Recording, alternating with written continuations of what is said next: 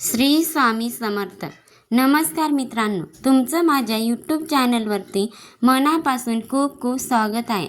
आणि स्वामींचा कृपा आशीर्वाद प्राप्त करून घेण्यासाठी कमेंट बॉक्समध्ये श्री स्वामी समर्थ नक्की लिहा.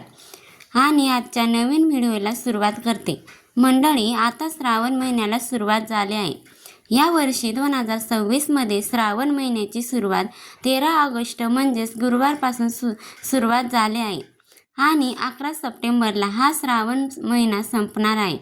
श्रावण हा संपूर्ण महिना भगवान शिवशंकरांना समर्पित आहे. श्रावण महिना म्हटलं की अनेक प्रकारचे उपवास, वृत्तवैकल्ये, सण, पूजा, विधी या सगळ्या गोष्टी आल्या. तर आज या व्हिडिओमध्ये मी तुम्हाला श्रावण महिन्याबद्दल अतिशय महत्त्वाची माहिती सांगणार आहे. या श्रावण महिन्याचे जे नियम आहे तर हे घरातील प्रत्येक स्त्री आणि पुरुषाला माहीतच असायला हवे.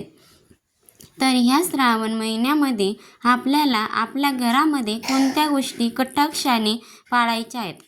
तसेच ह्या पवित्र महिन्यामध्ये तुमच्याकडे कोणी कितीही मागू द्या, या 3 वस्तू मी तुम्हाला सांगणार आहे. तर ह्या चुकूनही तुम्हाला ह्या श्रावण महिन्यामध्ये कोणालाही देऊ नका. नाही तर घरात गरिबी, दुःख, अडचणी, संकट या सगळ्या गोष्टी घरामध्ये यायला सुरुवात होते. आणि ही गोष्ट 99% लोकांना माहीत नाही.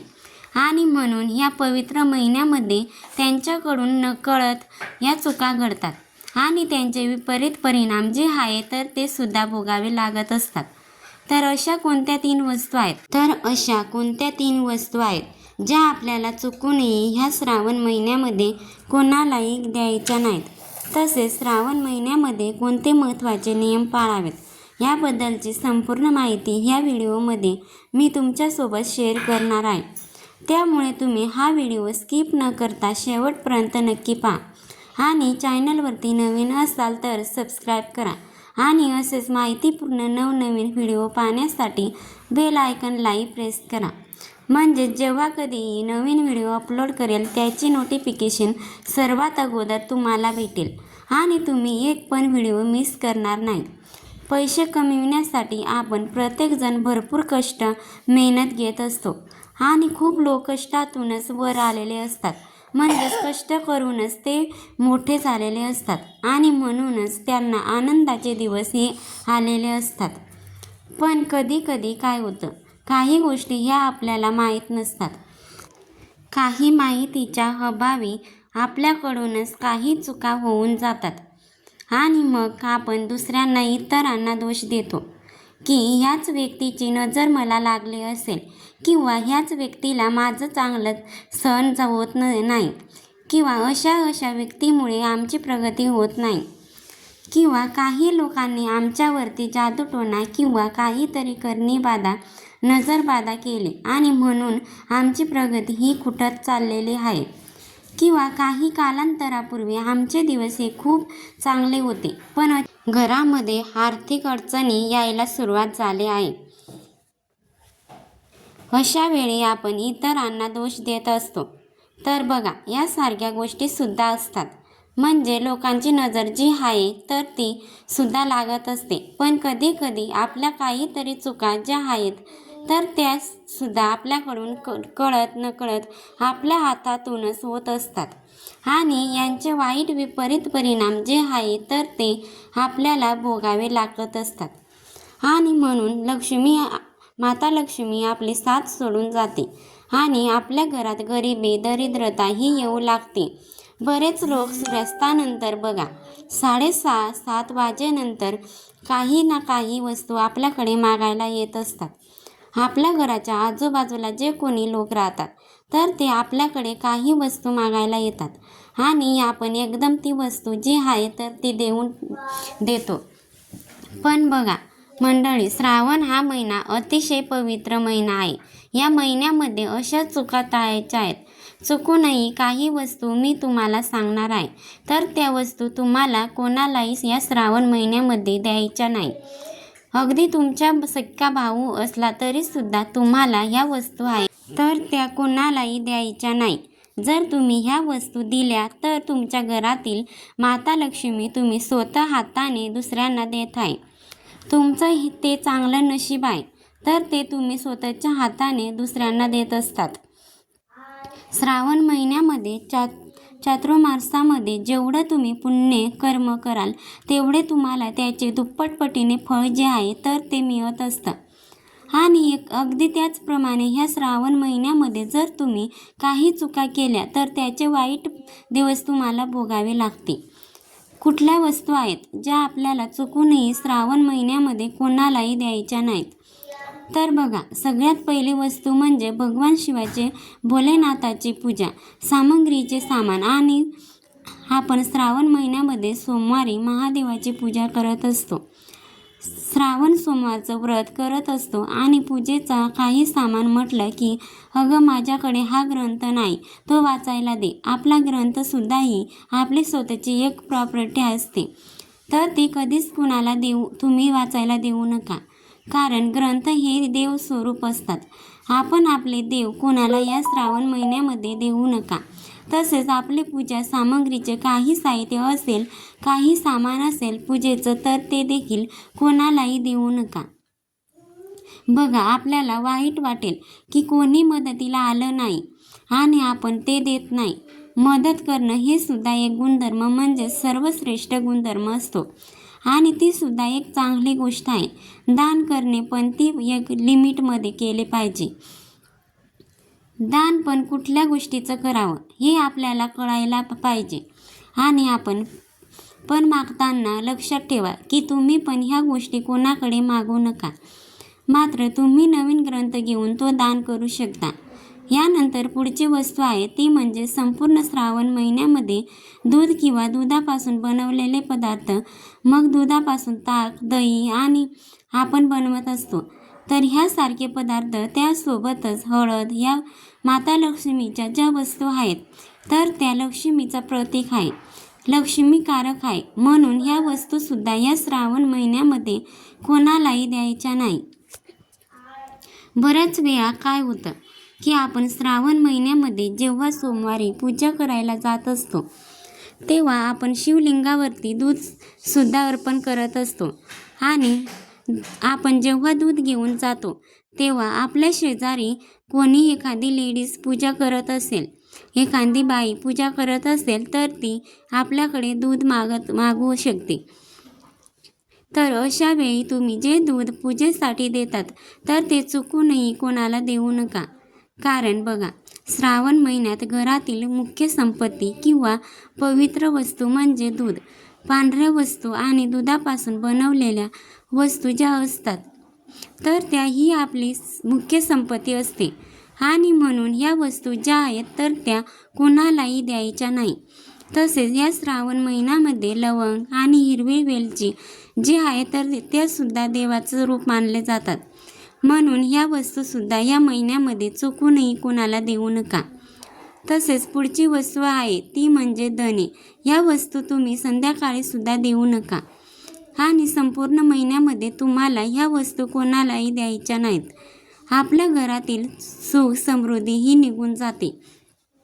तसेच या महिन्यामध्ये जर तुम्ही पूजेसाठी बेलपत्र आणले आणि सहज तुमच्याकडे इतर कोणी बेलपत्र मागितले तर ते बेलपत्रसुद्धा तुम्ही या महिन्यामध्ये कोणालाही देऊ नका आणि कोणाकडून मागूसुद्धा नका.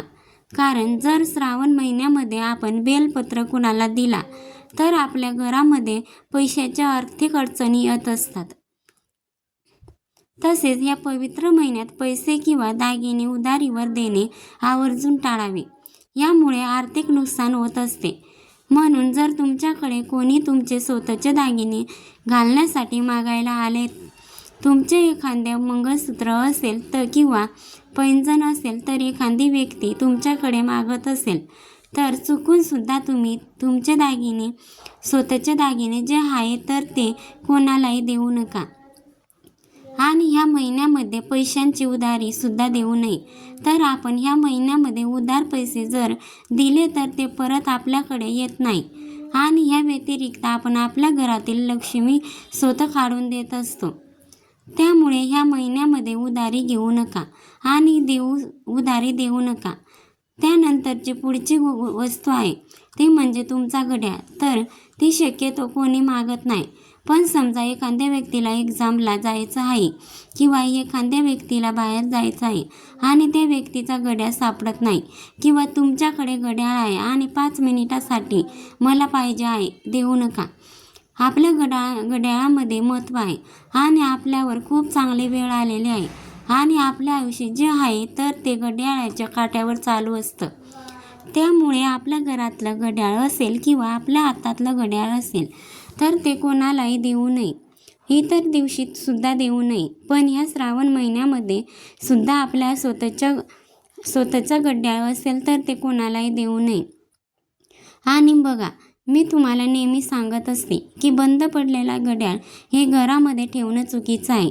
वर्षानुवर्षे ते तसाच पडलेला आहे, बंद आहे, तसेच तुम्ही घरामध्ये ठेवला आहे, तर हे पूर्णपणे शास्त्रानुसार चुकीचं आहे. यामुळे घरामध्ये वास्तुदोष निर्माण होत असतो. आणि म्हणून जर तुमच्या घरामध्ये एखादं घड्याळ बंद पडलेलं असेल, मग तुमच्या हातातलं असेल किंवा घरातलं असेल तर ते लगेच दुरुस्त करून आणा किंवा घरातून ते बाहेर काढा. वास्तुशास्त्रानुसार असं म्हटलं जातं की बंद पडलेला घड्याळ हे आपल्या घरात ठेवलं तर आपल्या घराची प्रगती देखील थांबत असते. आणि म्हणून हा एक महत्त्वाचा नियम तुम्हाला आवर्जून पाळायचा आहे. या सर्व गोष्टी अगदी छोट्या आहे, पण या गोष्टींचा परिणाम आपल्या आयुष्यावरती खूप मोठा होत असतो. आपल्या वस्तूमधील प्रत्येक वस्तू आहे ना, तिच्यामुळे तिची स्वतःची एक सकारात्मक आणि नकारात्मक ऊर्जा असते आणि त्यांचा कुठे ना कुठे परिणाम हा आपल्या स्वतःवरती आणि आपल्या घरावरती होत असतो. आता ह्या वस्तू निर्जीव असतात, पण आपल्या आयुष्यावर त्यांचा खूप परिणाम होत असतो. आता ह्यानंतर पुढची वस्तू आहे, जे भगवान महादेवाच्या पूजेमध्ये पांढरे वस्त्र जे आहे तर ते आपण वापरतो. तरी ह्या श्रावण महिन्यामध्ये आपण जेव्हा महादेवाची पूजा करतो तेव्हा तिथे पांढरे वस्त्र वापरत असतो. तर आपले स्वतःचे पांढरे वस्त्र जे आहे तर ते कोणालाही द्यायचे नाही. मग तुमची साडी असेल, तुमचा ड्रेस असेल किंवा तुमच्या घरातील एखादं पांढरं वस्त्र असेल तर ते चुकूनही या श्रावण महिन्यामध्ये कोणालाही द्यायचे नाही. त्यामुळे तुमच्या विवाहित जीवनामध्ये अडचणी येतात, नवरा बायकोमध्ये मतभेद होतात. आपले पांढरे वस्त्र तुम्ही दान करू शकता, पण थोड्या वेळासाठी तुमच्याकडे कोणी मागत आहे आणि त्या व्यक्तीने घेतल्यानंतर पुन्हा तुम्हाला रिटर्न देत असेल तर अशा कंडिशनमध्ये, अशा परिस्थितीमध्ये तुम्हाला चुकूनही तुमचे पांढरे वस्त्र जे आहे तर ते कोणालाही द्यायचे नाही. तसंच तर बघा, या श्रावण महिन्यामध्ये पांढऱ्या वस्तू या कोणालाही देऊ नये असं आपल्या ज्योतिषशास्त्रामध्ये उल्लेख केला गेला आहे. तसेच ह्या श्रावण महिन्यामध्ये तुम्ही काळे कपडे चुकूनही दान करू नका. यामुळे तुमच्यासोबत वाईट घटना घडू शकतात. काळे वस्त्र हे महादेवांना म्हणजेच कुठल्याही देवांना घालत नाही आणि श्रावण महिन्यामध्ये तर काळेसुद्धा दान करू शकत नाही आणि ते घालतसुद्धा नाही. यानंतर महत्त्वाचं म्हणजे बऱ्याचशा स्त्रिया आणि पुरुष हे करतात ते म्हणजे कोणालाही पैसे उधार देतात. तर तुम्ही कोणाकडून पैसे मागू नका. यामुळे तुम्ही उधार मागाल तर संपूर्ण आयुष्यभर तुम्ही उधारीमध्ये घालवाल. त्यामुळे लक्षात ठेवा, हा पवित्र महिना आहे आणि जे तुमच्याकडे जेवढं आहे त्यामध्येच तुम्ही ॲडजस्ट करा. पण कोणाकडेही तुम्ही उधार पैसे मागू नका किंवा कोणालाही तुम्ही पैसे उधार देऊ नका, कारण हा पवित्र महिना आहे. आपल्याकडची लक्ष्मी आपण दुसऱ्यांना देतोय हे अगदी चुकीचं आहे. म्हणून ह्या पवित्र महिन्यामध्ये आपल्याला काही पवित्र गोष्टी करायच्या आहेत. आपल्याकडून चुका होऊ द्यायच्या नाहीत. यानंतर बघा, श्रावण महिन्यामध्ये तुमच्या दारावर एखादी गाय किंवा बैल आला किंवा इतर कुठलाही प्राणी आला किंवा एखादा गरीब व्यक्ती आला तर त्याला हकलून लावू नका. एखादी गरीब व्यक्ती आली असेल तर त्याला खायला अन्न द्या, पाणी द्या. तसेच एखादी गाय किंवा बैल आला तर त्याला चारा किंवा चपात्या आवर्जून खाऊ घाला. तसेच ह्या श्रावण महिन्यामध्ये सूर्यास्तानंतर किंवा सूर्यास्ताच्या वेळी जर तुमच्याकडे एखाद्या व्यक्ती कांदा आणि लसूण मागायला आल्या असेल की अजिबात देऊ नका. यामुळे आपल्या घरामध्ये अडचणी, दोष निर्माण होतात आणि माता लक्ष्मी ही क्रोधित होऊन आपलं घर सोडून जात असते. यांच्या काही वस्तू आहेत तर त्या आपल्याला श्रावण महिन्यामध्ये कोणालाही द्यायच्या नाहीत. तसेच ह्या महिन्यामध्ये कांदा, लसूण यासारखे पदार्थ जे आहेत तर ते खाणेसुद्धा टाळावे, कारण ते तामसिक पदार्थ मानले जातात. आणि बरेच जण ह्या महिन्यामध्ये कांदा आणि लसूण हे पूर्णपणे वर्ज्य करत असतात. जर तुम्हाला संपूर्ण महिना शक्य नसेल तर किमान सोमवारी तरी तुम्ही कांदा आणि लसूण हा वर्ज्य करायचा आहे.